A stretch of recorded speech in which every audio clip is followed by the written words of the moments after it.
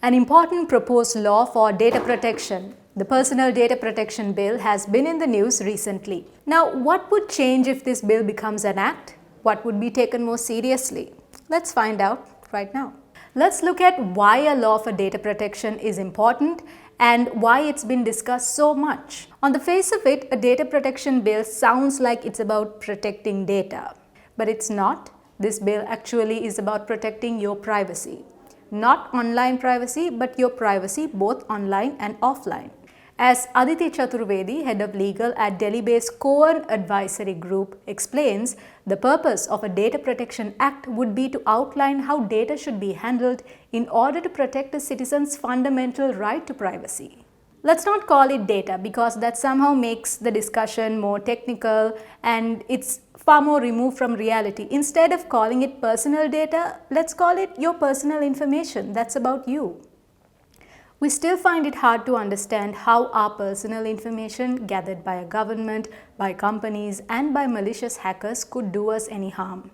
Even in 2021, a survey by antivirus provider McAfee shows nearly 90% of Indians would take their data privacy more seriously if it was traded like a currency.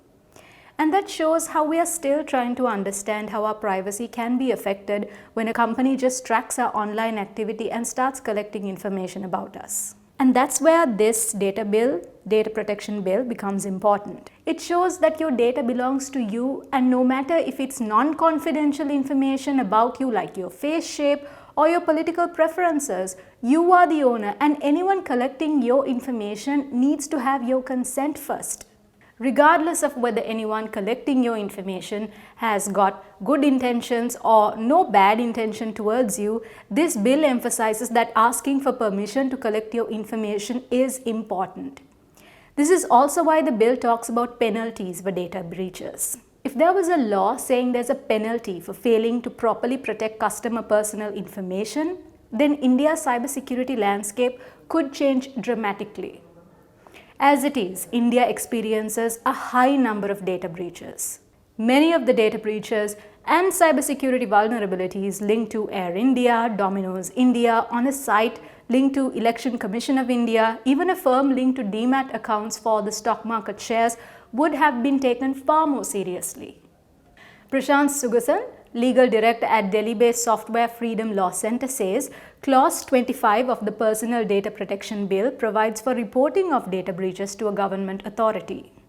The authority will then have to decide the person whose data has been breached whether they should be informed about this.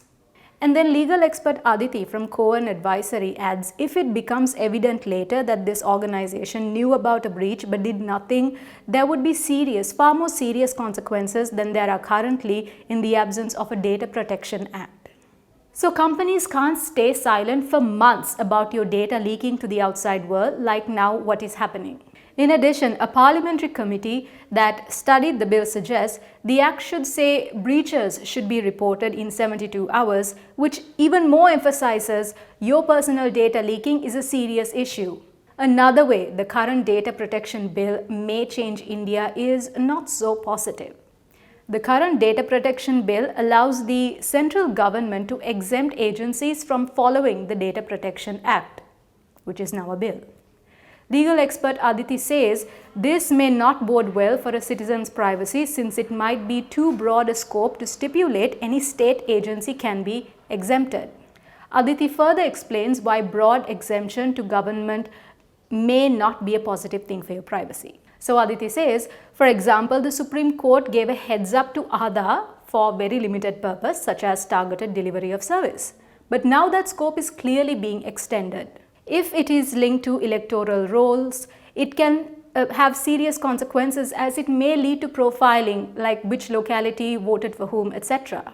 Aditi further adds the Election Commission and UIDAI, which is in charge of Aadhaar, is exempted, then no citizen can ever know what kind of data is being collected and for what purposes.